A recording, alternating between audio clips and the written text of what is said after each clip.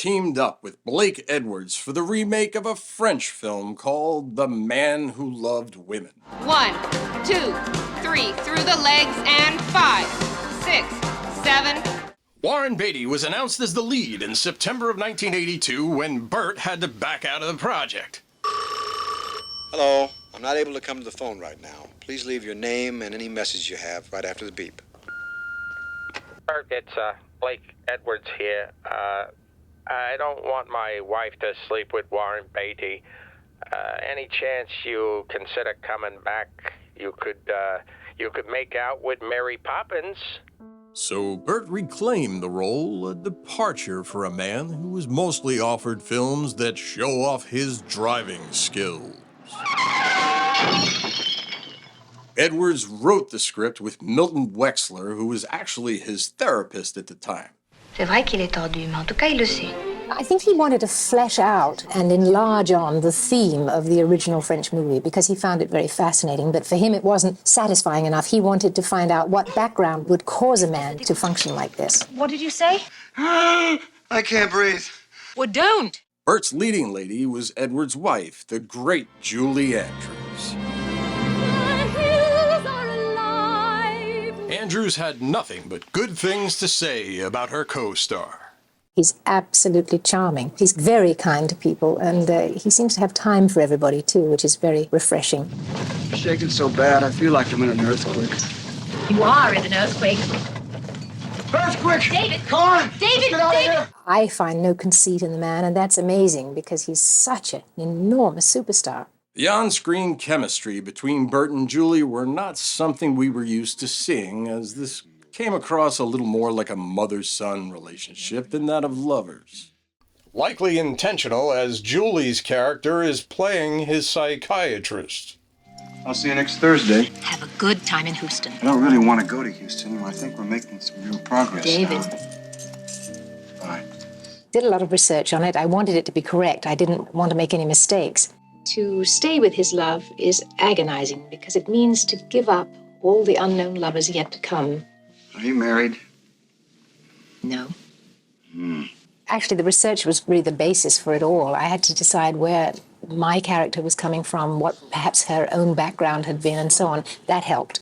I just remembered something that happened to me when I was 8 years old. I seen into the bathroom one day, and my mother was taking a bath. And how did you feel about that? Aroused. To listen and to be very still, and in the case of this character, to be non-reacting, because as the psychoanalyst, I had to be so still that I couldn't react if he was trying to make me laugh or if he was getting angry at me or something like that. One had to just be passive. Come on, you guys. I want you to meet some people. Also in the cast was the great Marilou Henner, who was best known for her work on the hit series Taxi. The day that we met was the first day that we shot the gas station scene. You're a fast worker, huh? I better leave before one of us gets pregnant. Well, I'm not that fast. We have so much chemistry. We just adore one another. You know when you meet somebody and you just know you love that person and there's no, like, awkwardness or anything? Where's the shower?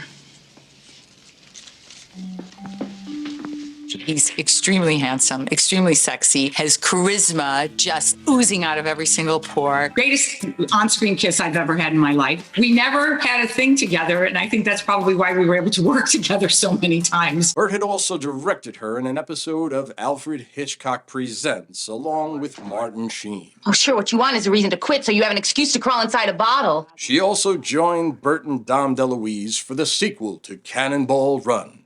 I got one for you and one for him. But it was her role as his wife in the series Evening Shade that really enriched their relationship. Whatever happens here on in doesn't matter. Because as long as we're together, it's always an adventure. Burt Reynolds for Evening Shade. Marilou was the presenter when Burt won his Best Actor Emmy. Burt Reynolds. She clearly could not contain her joy. Yes! In this amusing scene, Marilou tells Burt that she has a good memory. Well, I don't have a pen or anything. No, that's okay. That's all right. I have a great memory. Oh, sure. No, I do. In real life, she has hyperthymesia, total recall memory. She can remember specific details of virtually every day of her life since she was a child. Hey, Mom, what day was Valentine's Day in '79? It was a Wednesday. And you're right. You've never explained how you do that. I don't do it. I just see it. You're the first man in 5 years who didn't tell me I look like Veronica Lake inside of a minute. Look better than Veronica Lake. Oscar-winning actress Kim Basinger, who had just lit up the screen as Sean Connery's Bond girl in Never Say Never Again, This is it. follows up that iconic role by stealing all of her scenes in this memorable performance. I'm not used to Kim seemed to genuinely like Burt, similar to most who had worked with him, and had much praise for her co-star. He's a good old guy. He's truly honest. He has an incredible sense of humor. But there is another side that people don't know, and it's a very sensitive side, a very serious, sensitive, vulnerable. I mean, there are pieces of David that exist inside Burt, and it's amazing. Once you get to know Burt, he's calm, he's soft-spoken, he's intelligent. I could go on and talk about him, but those are secrets that people, I think, have even yet to see. They see a lot of that, I think, in this film, in the character of David that he plays, but I think there's yet even more to see to Burt on the serious side. Once again, Burt's dog is featured in this film. Bruiser. Not a bad ass, Burt. The next morning, I introduced her to Harry and... Oh, sorry. I'm sorry. It's okay. You might want to wash that hand, though. You know, you really like them ladies there, don't you? Burt's character, David Fowler, was criticized for being a womanizer and misogynistic. If I do nothing good for the rest of my life, I'm sure that moment earned me some little time in heaven. I don't believe he's a womanizer. I think he just likes women, all women. This particular character is not exactly a womanizer, and in fact, every woman that he meets is made to feel very special. He has such a quality about him that he gives to each lady that he meets something very special. They're the better for having known him. So I presume if I were to meet that character, I would too fall in love. Although the film got mixed reviews, Burt was generally praised for his performance.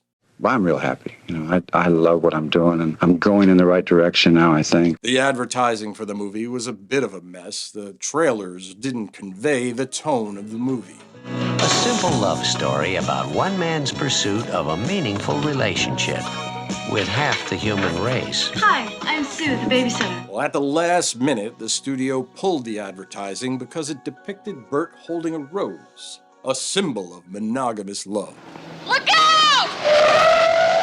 A month before it was released, the studio ran screenings and audiences were dissatisfied with the film's ending, deeming it too bleak. Who do I talk to about Mr. Fowler? Edwards agreed to shoot a new ending, even though the film opened with David's funeral. And David, these women have walked for you for the very last time. How I wish you were here to enjoy it. Ultimately, the studio decided to release the original ending, scrapping the reshoots.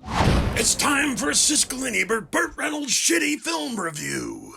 It's not a great film, but one that is surprisingly entertaining because it is so thought-provoking.